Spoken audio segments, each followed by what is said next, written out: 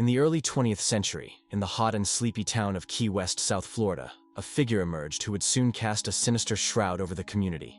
His name was Karl Tanzler, though he preferred to call himself Count Karl von Kozel, a former naval doctor, inventor, and even a scientist. He was an immigrant from Germany, a man with strange manners and even stranger tales. Tales of visions, of a fated love destined to find him. Locals considered him a harmless eccentric, but no one could have imagined the extent to which his obsession with reality could become distorted. It was there, at the Marine Hospital where he worked as an X-ray technician, that fate brought him to her. Maria Elena Milagro de Hoyos.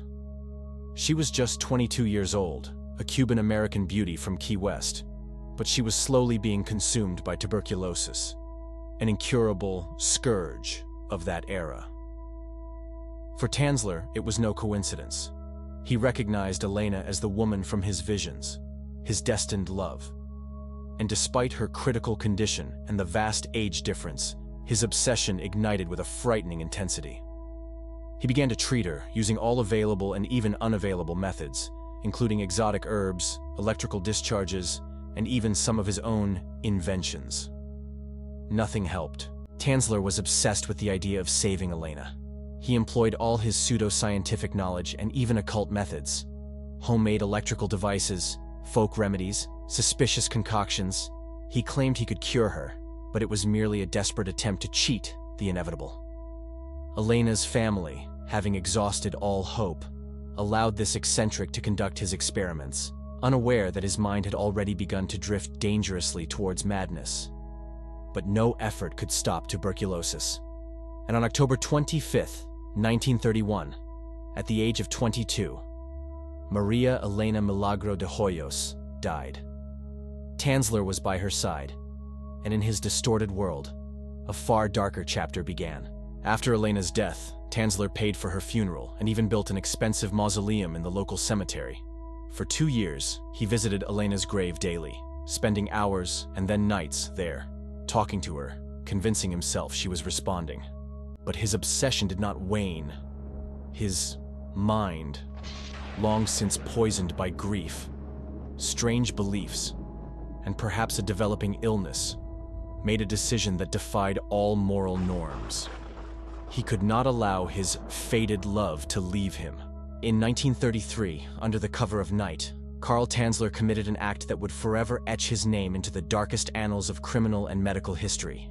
He stole Maria Elena's body from her mausoleum and transported it to his home. There, in his tiny laboratory, he began the horrifying process of preserving her body.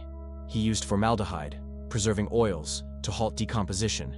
He inserted glass eyes, replaced decaying skin with silk cloth soaked in plaster and wax, and reattached fallen hair to the scalp. He reinforced the skeleton with wire and clothes hangers, creating, in his mind, the perfect body for his eternal love. For the next 7 years, Karl Tanzler lived with Elena's mummified body in his bed. He danced with her, sang to her, bought her clothes and perfumes. He treated her as a living woman, completely immersed in his madness. This continued until 1940, when Elena's relatives grew suspicious, hearing rumors of his strange behavior and seeing him dancing with a doll in his window. When in 1940 Elena's relatives finally forced their way into Tanzler's home, they uncovered the horrifying truth. The mummified, distorted body of their daughter lay in his bed, dressed in silken lace, like a monstrous doll. Tanzler was immediately arrested. The scandal rocked Key West, then all of America, becoming a national sensation. Society was shocked. The press feasted on the macabre story. However, the court found him mentally unsound, and since there was no law at the time directly prohibiting the desecration of a corpse in such a manner, he escaped serious punishment. Elena's body was put on public display, then reburied in a secret location.